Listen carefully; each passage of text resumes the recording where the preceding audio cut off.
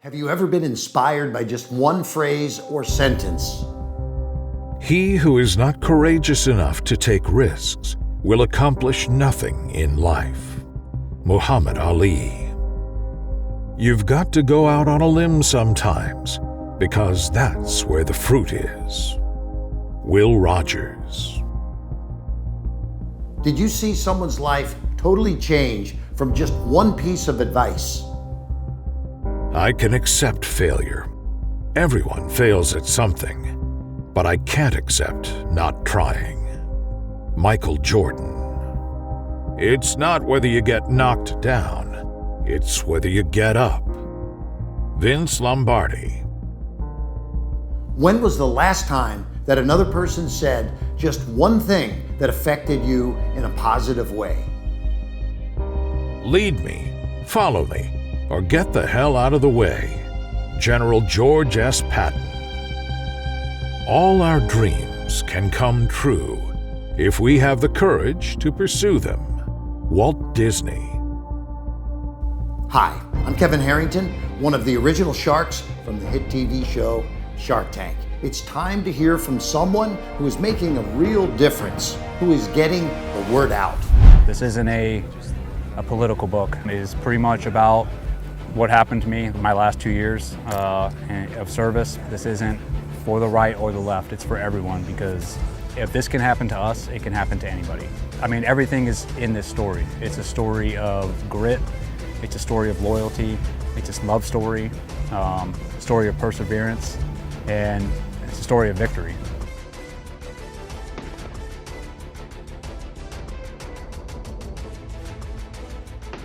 So I'm Eddie Gallagher, retired Navy SEAL. I retired in 2019. I spent a little over 20 years in the military. I did about 4 years with the Marines as a corpsman, and then the rest of the time is with the SEAL teams. Biggest challenge I faced becoming a SEAL was actually before, when I was with the Marines, just trying to get orders to go to BUD/S. That was a feat within itself. I must have taken the screener test and passed the screener test about 15 times, but nobody would sign me off because they wanted me to stay over on that side. And I almost, I was close to quitting. I was close to just not going. I was getting frustrated. And luckily one chief came in and saw that I had screened so many times and took me down to PSD or admin and got me orders right then and there. So it was a blessing. Quitting never crossed my mind once going through BUD/S. I think because it took so much for me to get there. By the time I got to BUD/S, I mean, every day I woke up and was happy to be there, just because I knew how much it took to get there. So I was expecting everything that came at me, and I was definitely prepared. So quitting never, crossed my mind. I think when people show up to BUD/S, there's a group of people that know they're going to make it, and there's a group of people that think they're going to make it. Hell Week weeds those people out. So, going into Hell Week, you go in with the attitude, it's, I'll die before I leave. And it gets to a point during Hell Week where, you're beat down and it just keeps happening. But what Hell Week is actually a beautiful thing, because there's a portion of your brain that sort of snaps about midway through, and you realize that your body can do 1,000 more times what you actually think is capable of, and it's all up here. As long as you have a positive mindset up here and a strong, never quit attitude, you can get through. But there's definitely a transition during that week where your mind flips and you're pretty much on robot mode, and you'll do whatever the instructors tell you to do. I mean, I think if they told you to jump off a cliff, you'd do it. You're there. There's nothing like BUD/S. I mean, especially Hell Week, there's nothing that can replicate that week. I mean, I think that week stands out alone is why we have the toughest military training in the military. So now, after getting out, and obviously the last 2 years of my military experience was a rough one. Went through a lot of adversity, but coming out now, if you go through adversity and you come out strong, you come out stronger on the other end.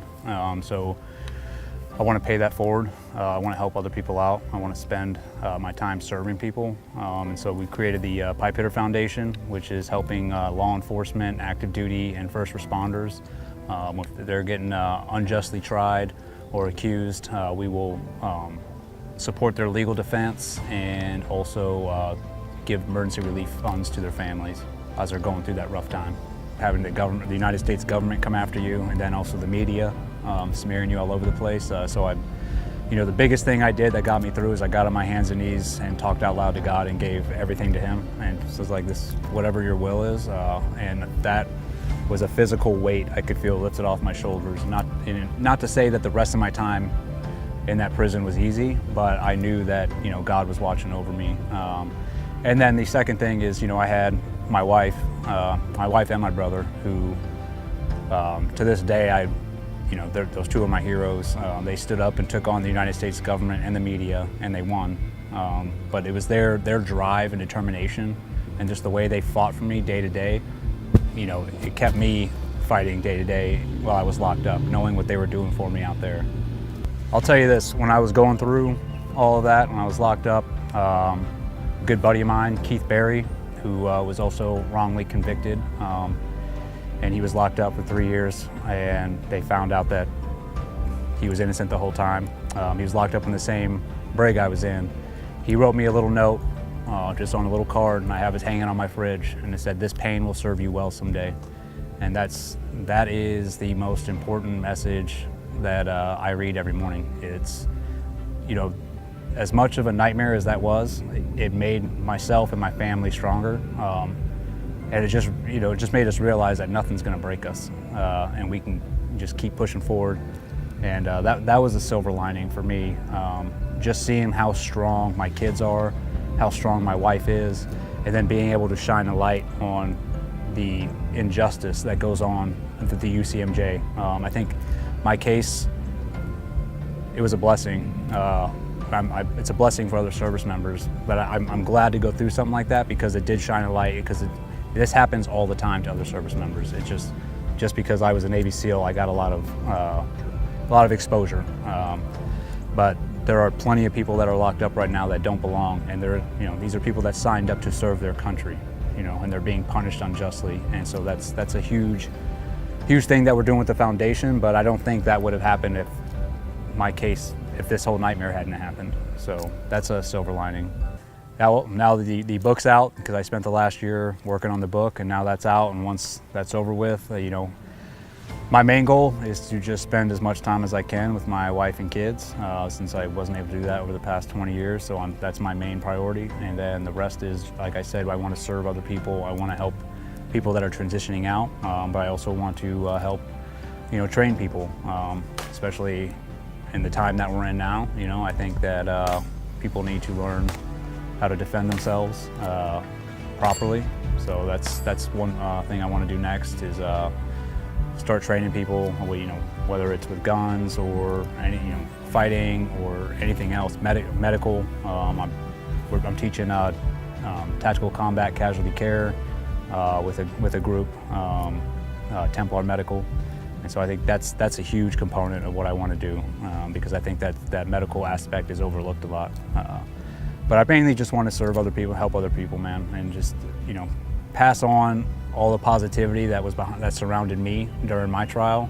I want to pay that forward. I don't want to look at that and be like, oh, it's all right, that's over with. It's like, no, that was a big deal, and the amount of people that surrounded me, from all over the country that I didn't even know, and showed support, like, I want to give that back. I'll give the same advice I'd give to a person going into the military or going into a selection process. Don't quit. I think we're seeing a lot of veterans come out. The suicide epidemic is high because transition is not easy out of the military. I think it's a struggle, but it's one that you can get through. My advice to veterans coming out, especially the soft community, is fix yourself first. Don't get out and try and go into a job right away because you think you have to. Fix what's going on up here, and that's huge. That's becoming a pillar of our nonprofit as well, is the mental health, because as we're seeing, a lot of guys are coming out with traumatic brain injuries, PTSD, among other injuries they receive over however many years they were in, and those things catch up with you when you're out. So the first thing you got to do is fix yourself, go get treatment, reach out to people. Don't be afraid to ask for help. What I see is a lot of veterans isolate themselves, and because they don't want to bother anybody else with their problems. And I just want to let them know, like, it's not bothering anybody. You need to, get out and ask for help. I did it.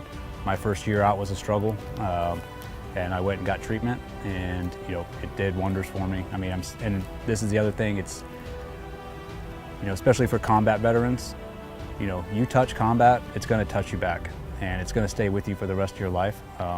But learning ways to cope with that, healthy ways to cope with that, is huge. And that's my advice that I would give to guys getting out. So the book, The Man in the Arena, is pretty much about what happened to me in my last 2 years of service, but it's also, it follows me through my career, but it mainly focuses on those last 2 years. What type of reader do I want reading the book? Any type of reader. This isn't a political book. This isn't for the right or the left. It's for everyone, because if this can happen to us, it can happen to anybody.